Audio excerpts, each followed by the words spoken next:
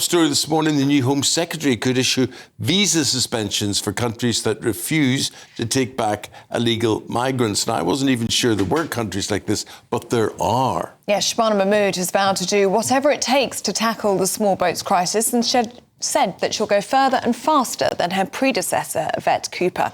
Now, the Home Secretary has firmly ruled out standing for the deputy leadership of Labour and insists that her top priority is securing British borders. So will Labour's no-nonsense stance on illegal migration work? Earlier, we spoke to the Health Secretary, Wes Streeting. This is how he thinks the new Home Secretary will get on. Shabana Mahmood is hard as nails, and whether it is tackling disorder and lawlessness on our streets or tackling the insecurity at our borders, you can expect a tough and effective approach from this Home Secretary. Well, full confidence there from Wes Streeting. Joining us now is Deputy Editor for The Spectator, Freddy Gray. What do you make of it, Freddy? Well, I thought it was interesting, Wes Streeting saying we tried lots of things and they haven't worked. I mean, have they tried lots of things or have they announced lots of things? I think there's a difference. And again, we have another announcement. We have a new Home Secretary, another announcement about getting tough on immigration. And in fairness, you have to say to Shabana Mahmood, let's give you a chance. But we've just heard it so many times from this government and the last government that they're going to do something drastic that's going to change immigration. And it doesn't happen. So I'm full of doubts. And big concern now about the situation in France and what that means for the one-in, one-out deal. I think the one-in, one-out deal's probably sunk now with the French government. And it was sunk, really, when That's it was not announced. going to make any difference to anybody, is it? It didn't really exist. No. It's like something in a forest falling over. And it was always it was such bad comms to begin with. When a policy is only being done because it's a good announcement, you'd like the announcement to be good, but it wasn't. Yeah. It was a disaster. And the other irony to this is given how bad Yvette Cooper was as Home Secretary, you'd think she'd be shunned out into the hinterlands of the Labour Party. But no, she's Foreign Secretary. Yeah, still in the top 4 jobs. So they just shuffle around from disaster to disaster. And that really is the story of British politics in the last 2 days. But was she a disaster, and in what ways would she have been a disaster? What way are we judging the new Home Secretary against her? Well, I'm probably being a little unfair. The Home Office is an extremely difficult job. Lots of people have struggled with it. The only person who could hold it for any significant amount of time was Theresa May. And some people think she was a real disaster because she was in the job for so long. So I think... Using the internet without a VPN, a virtual private network, is a bit like taking to the road without car insurance. All it takes is one unlucky moment to cost you a lot of cash. This video's sponsor is Private Internet Access. They are the VPN to help keep you safe. Click the link in the description below to find out why over 30 million people have downloaded PIA to protect themselves online. A virtual private network is an app that hides your IP address and helps keep your data private. When you're browsing the internet at home, you give up a large amount of data to businesses, to shops, and indeed to social media giants too. Hackers have the ability to steal your personal data with ease, including sensitive information such as passwords, keystrokes, and even your personal photos. Private Internet Access helps protect your personal data by encrypting your internet connection to keep your data out of the hands of cyber criminals. And it's not just hackers either to be concerned about. Information can be censored too.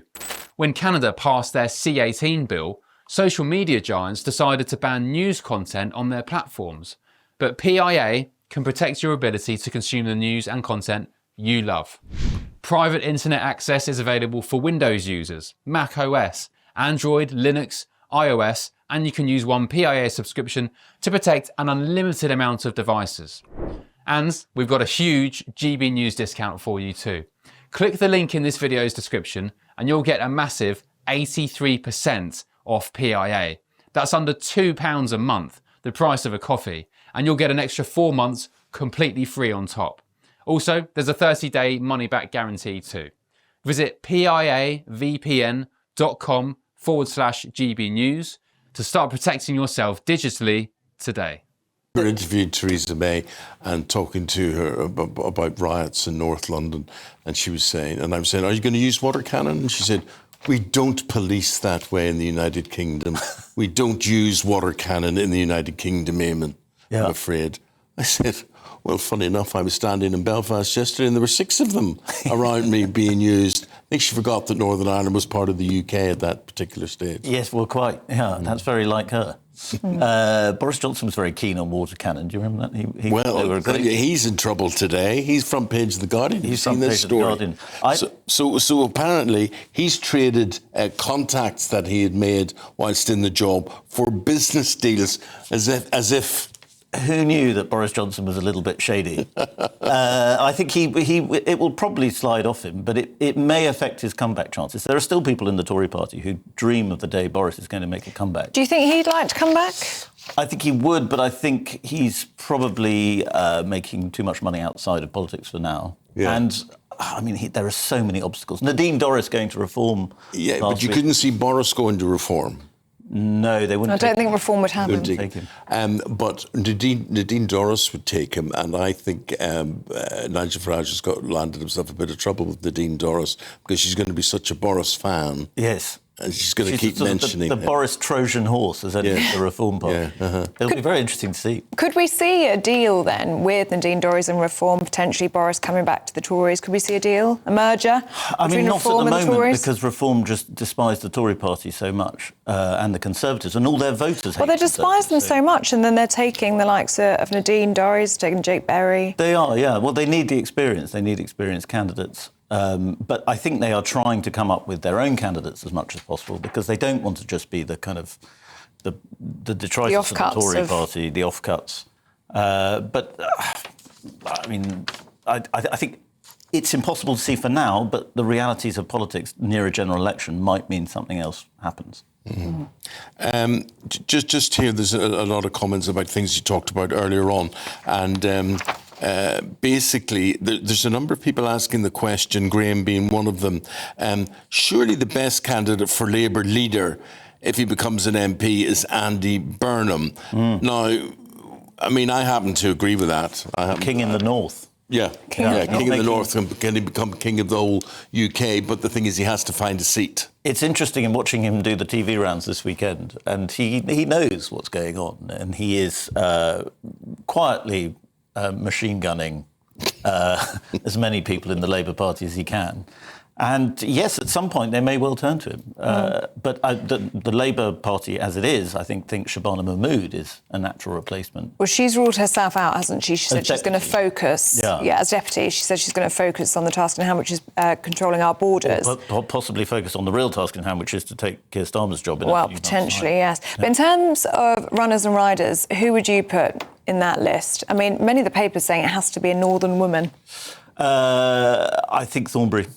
Do you? Yeah, I think highly likely.